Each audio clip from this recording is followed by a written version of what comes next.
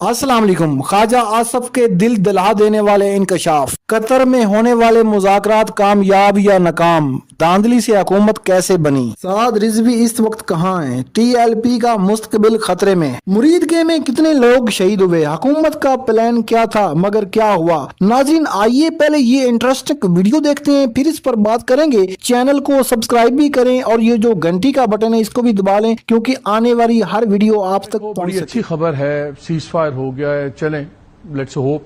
अगरचे आज फिर इतलात आ रही हैं, अनकन्फर्म्ड अभी तक हैं, कि डेरा इस्माइल खान में भी आज एक कॉन्वॉय पे हमला हुआ।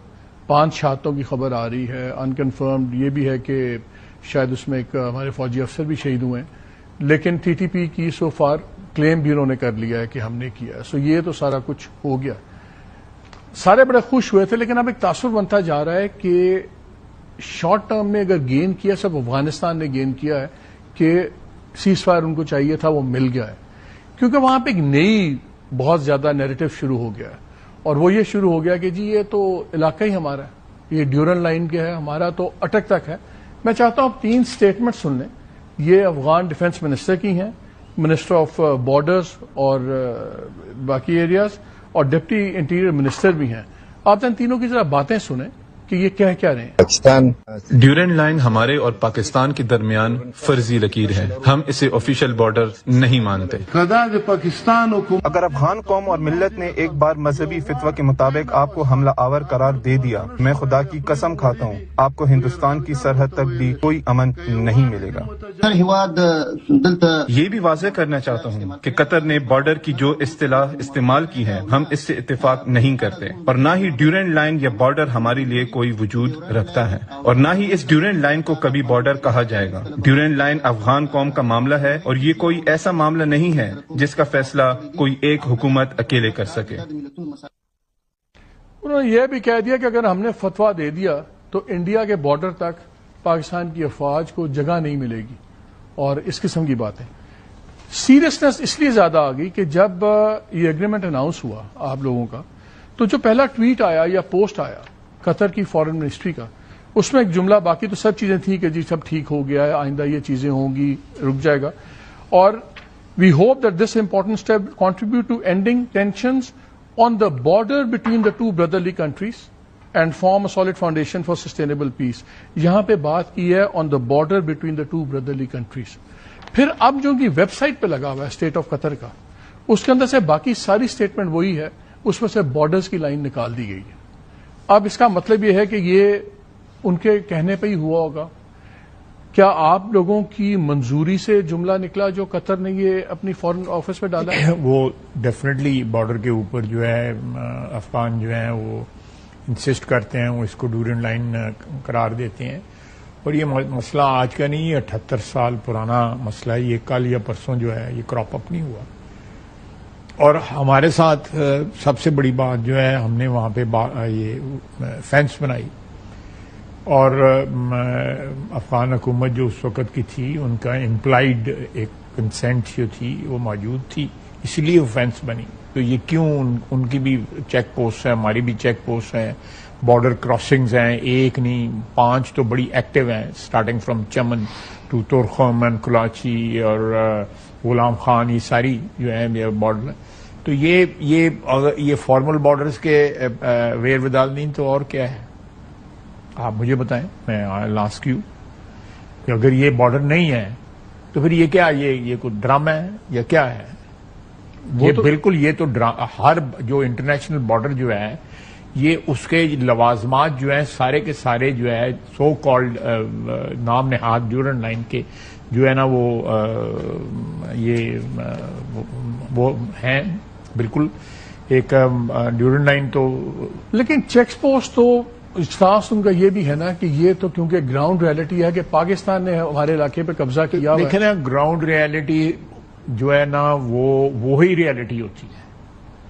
किताबों में या गुफ्तगू में जो रियलिटीज जो है ना, they do not matter. What matters is what is on the ground. ये डिप्टी मिनिस्टर जो हैं, इंटीरियर मिनिस्टर नबी उमारी, ये कहते हैं, इन्होंने अभी सैटरडे को एक न्यू गवर्नर आ रहा था, उसके मौके पर तकरीर की।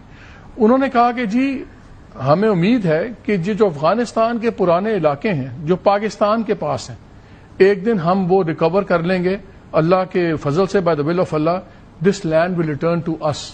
اور وہ اس لیے اس کا آرگومنٹ وہ یہ دیتے ہیں کہ آپ جس کا ہمیں الزام لگاتے ہیں, آپ ہمارے علاقے میں بیٹھے ہوئے, ہم آپ کے علاقے میں نہیں. یہ مالک یہ چیزیں میٹر نہیں کرتی مجھے, میں اس کو جانتا بھی ہوں. اٹ ڈزنٹ بادر می, اس کی اسٹیٹمنٹ جو ہے, جو اسٹیٹمنٹ جو ہیں جو بھی ہیں, جو ڈیلیگیشن جو آئی ہوئی تھی, اگر ان کی طرف سے اس طرح کی اسٹیٹمنٹ آئے تو اس کو رسپونڈ کرنا ضروری ہے. لیکن وہاں پہ اب میں آپ سے بات کر رہا ہوں, شام تک جو ہے کوئی بندہ جو ہے وہ سیالکوٹ سے اٹھ کے کوئی اسٹیٹمنٹ دے دے, کوئی کہیں سے اٹھ کے اسٹیٹمنٹ دے. I think even responding to this statement, یہی بات ملا یعقوب نے بھی واپس آ کے کہی ہے, جو میں نے بھی آپ کو سنایا. ملا یعقوب کی اسٹیٹمنٹ ہے جو وہاں پہ ڈیلیگیشن کو لیڈ کر رہے تھے, وہ بھی آ کے یہی بات کر رہے ہیں. دیکھیں, وہ انہوں نے اپنی ایک جو کانسٹیچوئنسی ہے ان کی, ان کو انہوں نے سیٹسفائی کرنا ہے.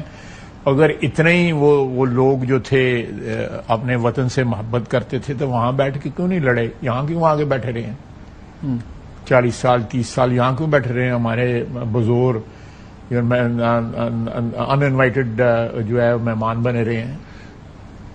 وہ بات اپنی جگہ ہے. اگر آپ کہتے ہیں کہ گراؤنڈ ریالٹی میٹر کرتی ہے تو پھر مجھے یہ بتائیے, دیٹس دی الٹیمیٹ ریالٹی. ٹھیک ہے, لیکن پھر یہ مجھے بتائیے کہ اسٹیٹ آف قطر نے اپنی اسٹیٹمنٹ کے اندر یہ بارڈرز کی بات کیوں نکالی؟ دے آر ایکچولی وہ سالس ہیں. سالسوں کو بعض اوقات جو ہے پارٹیز کو اپیز کرنے کے لیے ایک انڈیویجول سی ایس میں ان کو کرنا پڑتا ہے, کیونکہ ان کا یہ رول جو ہے یہ رہے گا, آئندہ بھی رہے گا, قطر کا بھی رہے گا, ترکی کا بھی رہے گا.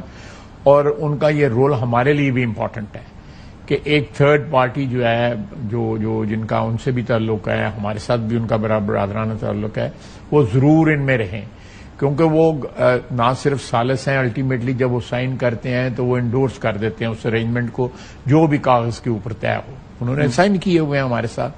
تو اس لیے اگر وہ اپنے کسی انفلوئنس کو برقرار رکھنے کے لیے یا اس کو کمفرٹ دینے کے لیے اگر وہ انہوں نے کوئی اس قسم کی اسٹیٹمنٹ دی ہے تو it's not part of the agreement. It's a statement.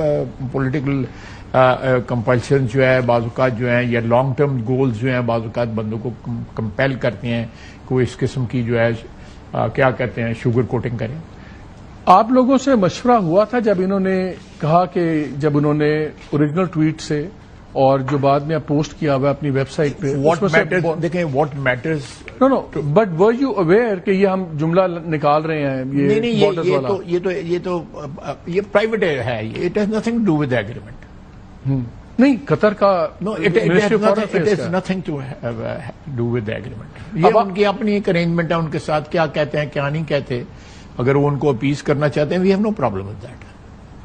25 کو جو آپ کی سیکنڈ راؤنڈ ہے جس کے اندر بائی لیٹرل میکینزم کی چیزیں ڈسکس ہونی ہیں, ایک تو وہ بتا دیجئے بیکاز اس میں ذبیح اللہ مجاہد کی بھی لسٹ آئی کہ جی وہ ایک میکینزم بنے گا, وہ اس کو اوور سی کرے گا, جس کی شکایت ہوگی وہ اس کو ریویو کریں گے.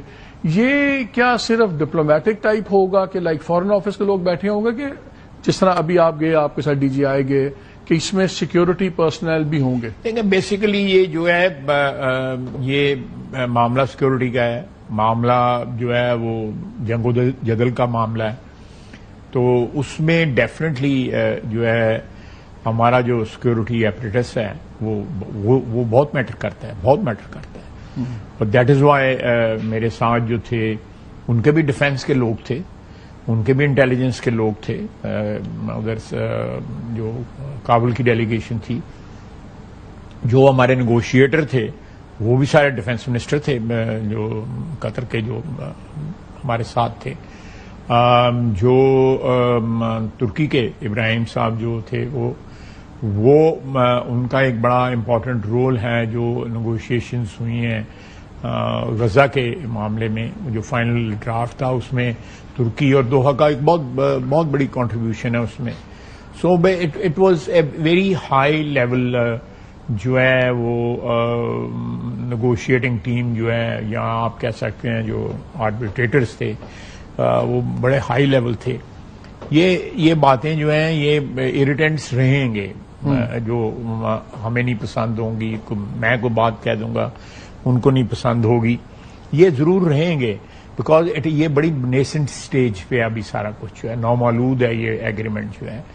یہ اس کی کو تھوڑا سا خد و خال جو ہیں سامنے آئیں گے 25 اکتوبر کو. جی دوستو، آپ نے خواجہ آصف کی گفتگو سنی. خواجہ آصف نے کیا کہا، کیا انہوں نے جھوٹ بولا یا سچ، یہ تو فیصلہ عوام کرے گی یا آنے والا وقت کرے گا. ناظرین، افغانستان کے ساتھ ہمارا مسئلہ کیا ہے؟ افغانستان کیا چاہتا ہے یا پاکستان کیا چاہتا ہے؟ پاکستان کا بہت زبردست مطالبہ ہے اور اصولی مطالبہ ہے کہ پاکستان میں جو دہشت گردی ہوتی ہے وہ افغانستان سے ہوتی ہے. افغانستان اپنے دہشت گردوں کو روکے، ان کی سرپرستی نہ کرے، ان کی رہنمائی نہ کرے، کیونکہ افغانستان کی جو حکومت ہے، طالبان حکومت ہے، وہ ان دہشت گردوں کو پناہ دے رکھی ہے اور وہ ان کو سپورٹ کرتی ہے. اور یہ جو دہشت گرد ہیں ان کو انڈیا سے فنڈ ملتے ہیں. یہ انڈیا کے بھیجے ہوئے دہشت گرد ہیں جو پاکستان میں معصوم لوگوں کو شہید کرتے ہیں. ناظرین، ان کا کوئی مذہب، کوئی دین نہیں ہوتا. یہ لوگ صرف دہشت گرد ہیں اور دہشت گردی کی ایک ہی سزا ہے کہ ان لوگوں کا کلا کما کیا جائے.